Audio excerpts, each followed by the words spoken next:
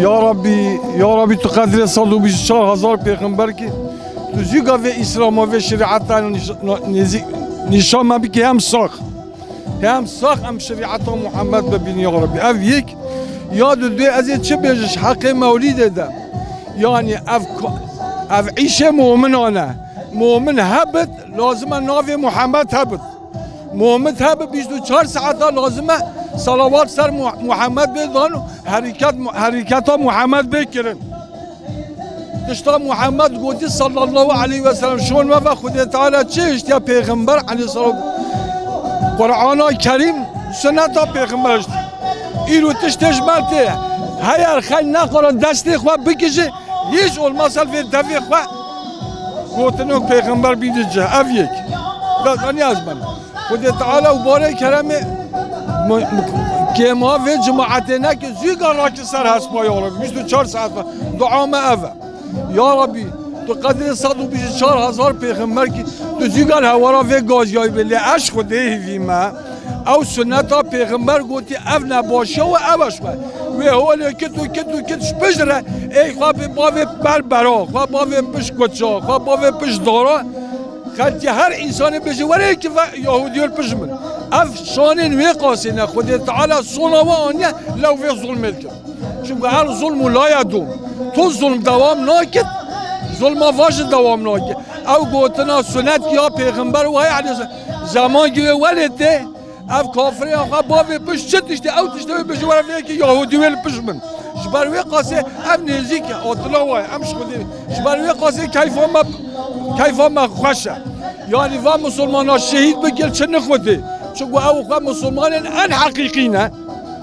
او امش تیر کری او امش میر کری چقا انسان سنت ها پیغمبر بزانه باوری خدا و پیغمبر هم اوش میر کری نه او میرانی نیشان مسلمان ها کریه جبروی قاسه خدا تعالی جوا جنت هی گلش واساخ او جهبن جهوی معو بنشد الحمد لله. نویم حلیمه توپالا ام سبخاطریا پیغمبر علیه الصلاة والسلام ایلو الوی میدان کم بونا یعنی عشق رسول الله علیه الصلاة والسلام قلق دلی ماده ام حمی حج دعواویت کن حج ریاویت کن سانکی رسول خودین هدنا ماده جانلیا ام قاسی عشقایل دلی ماده ام قلق حجید کن ام حمی مالو جانه خو فدات کن جبر رسول الله علیه الصلاة والسلام يعني بتوني أرقداش ما حوالي ما حميجي فدكاري وإطاعت كاريت كن إيرو قالك خدمتك كن شبوي مولد رسول الله عليه الصلاة والسلام ما كرمش جدانيا جبو خاطريا في مولده في رجا مبارك في رجا قدر لي يعني رسول خديش برد قدر قيمتي الجمة كرمان جاهية أم قالك حج رسول خديت كن أم حج دعواوي كن حج رياوي كن مالو جاني ما جرى فدايا معلومة إيرو رجاء وكا خديدانا پیغمبر عليه الصلاة والسلام قتلو دغماوية حتكون هو يعني البرد لمن بجا قاي رسول خدي جانلية دناف مدى أو قص حجي كرناوي دلي مدى أم حميد تشتخوا فداي دعواوي تكن رياوي تكن رجاء قيامته رجاء محشره لبر ميدان حشره أم هيفيت كن كو تشاون هو إيرو أبقى ملت جانلي دفيدي ديا دوي رجاء دجي لما ببي خدي ام حمي ولو ريسبيتاي هرنا حضوراوي ان شاء الله باذن خدي تعالى ما جينا دفهتي ربي عالمي مشبي رسول الله صلى الله عليه وسلم ندي اليكي ام حمي فداي رياوينا فداي دعواوينا ام حمي جي مالو جاني خو فدات كجبوي پیغمبر صلى الله عليه وسلم ام ملت جزيرة بوطا قالك عاشقي رسول الله عليه الصلاة والسلام غير شتن قالك حج رسول خديتكن حج دعواويتكن حج رياويتكن شكر خدي الحمد لله وأمدنا في قومك هولي مسلمان دا قومك هولي خوي عشيرته بإيمان وبإسلام يعني أم حميجي حميوك هفدا كارن دريا خدي ورسول خدي دا قالي بريم جاء أم تشيدي بيجن إن تجتمع أنملي ودلمي بكلو بالشواط ام شخود في ميدان دايرو قالك كيف خوشن رسول خدي حج كدنا مدى ليه دلما قالك برين دارا قالك دلما بالشوطه سر برايمي غازي سر برايمي فلسطيني بامرن بارچه دبن يعني از منظرك هيج جبيره مناچه رجع عيده ما افطار دكر وبارچه زاروكي خود دان هفدو وتكرنا تربادا ام هيفيش ربي عالمي دكين جفي رجا مبارك في روجا شرفلي في روجا قيمتلي دكن وساعتك بري ساعتك خذ تعالى الظافرة إسلامي بكي دستي هذا ورب العالمين زكاني واجي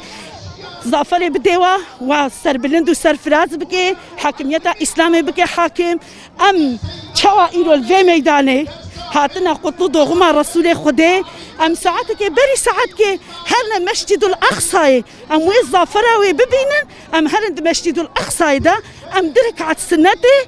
سنتي حديا مزقفتا قدسي بكن خدي بزوق عليه بكي حاكم جدستي فظالمه فادين سزا ربي عالمي ام هيفيش ربي خدكين وربي ما بوي اسمي خوي قحار فظالمه قحر وبريشانكي